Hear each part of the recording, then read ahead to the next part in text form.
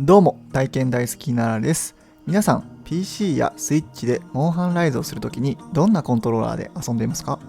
実は、ある製品を使えば好きなコントローラーでモンハンライズを遊べることをご存知でしょうか？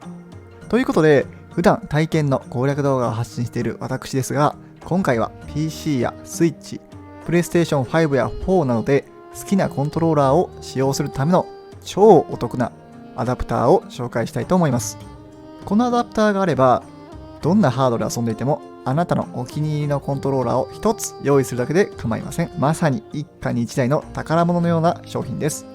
慣れているコントローラーで遊んだ方が狩猟もはかどると思います。それではコントローラーのアダプタの概要、おすすめ理由、初期設定と使用方法の順で説明をさせていただきます。まずはコントローラーのアダプタの商品概要です。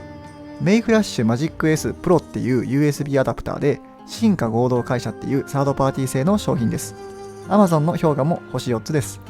本動画投稿時の進化合同会社製の最新アダプターで、Amazon だと4480円です。こちらをスイッチや PC、PlayStation 5等に挿すことで、任意のコントローラーを認識するようになります。Bluetooth による無線、USB による有線で接続が可能です。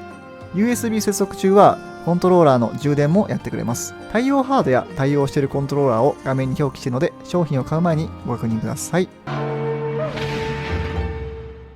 本製品のおすすめ理由ですが、もちろん他にも類似する商品はあるんですけど、私がこれをおすすめする理由は2つあって、1つは対応するハードやコントローラーが圧倒的に多いことです。こちらは Amazon の口コミを見ていただくとよくわかると思います。2つ目はファームウェアアップデート機能があるからです。ファームウェアアップデートっていうのは iPhone とかで言うと Twitter とか YouTube のアプリって世の中にバージョンアップされてると思いますけど、あれのことですね。ただしアップデート自体はパソコンにつなぐ必要があって手動で行う必要があります。なぜこの機能が重要かっていうと、このアダプターにバグがあったり、新しいコントローラーに対応する際に無料でアップデートしてくれるからです。ちなみに私は MagicNS っていう旧型を使っていますが、当時は PlayStation 5のコントローラーは非対応でしたが、無料アップデートで対応してくれました。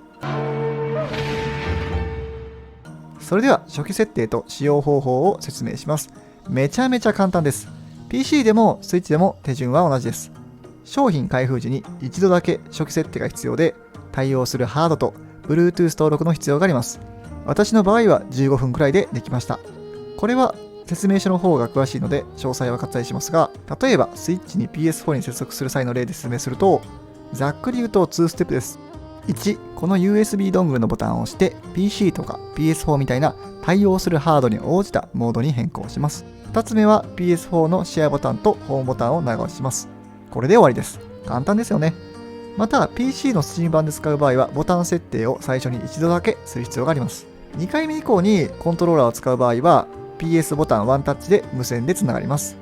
ちなみにこちらはボタンの対応表です。PC の場合は任意のボタンを設定できますが、スイッチや PS5 等のゲーム機の場合は最初から決まっています。もちろん対応表もこの製品に含まれているんですけど、ちょっと分かりにくかったのでまとめ直しました。分かりにくそうなやつだけ緑色にしています。一番重要な十字キーとか丸×三角四角 LR スティックや LR キーの対応が一緒なのがいいですよね。あとはこの製品、各ボタンに対応したシールがついてます。なのでこれをコントローラーに貼っておけば B とか A とか YX ボタンを押してくださいってゲーム中に言われても混乱することがないです。紹介は以上です。私は対応ハードが少ない旧型の MagicNS を使っているんですが、スイッチや PC のゲームをする際に PS4 コントローラーで1000時間以上使っていますが、今のところ故障もなく快適に使えています。商品が届いたら即使用可能ですが、念のためファームウェアアップデートした方がベターだと思います。それでは次回は体験の動画でお会いしましょう。バイバーイ。